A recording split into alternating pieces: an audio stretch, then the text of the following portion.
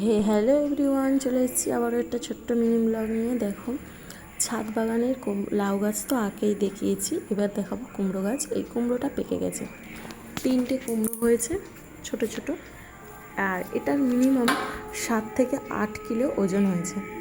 তো এটাকে পেরে নিয়ে আসলাম, কেননা কালকে জামাই ষষ্ঠী যাওয়া হবে। জামাই ষষ্ঠীর আগে যাওয়ার জন্য নিজের হাতে বানানো গাছের কুমড়ো, লাউ এই বছর সবই হয়েছে।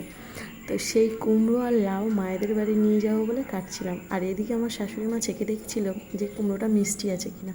প্রথম বললো যে মিষ্টি নেই, কিন্তু তারপরে কর্তা বলল যে গাছের কুমড়ো আগে আমরাই ভেজে খেয়ে দেখে নিই না কেমন হয়েছে। তো কাটতে বসে গেছে, সেই মতো ভেজে দিতে হবে ওকে। তারপরে ভেজে ওকে খেতে দিয়েছিলাম। খেয়ে তো দেখছি খুব সুন্দর মিষ্টি। নিজের হাতে বানানো গাছের জন্য বলছি না, এবছর প্রথমই হয়েছে। প্রত্যেক বছর গাছ করি, কোনো বছর হয় না। তো টাটা, বাই বাই, সবাই ভালো থেকো, সুস্থ থেকো।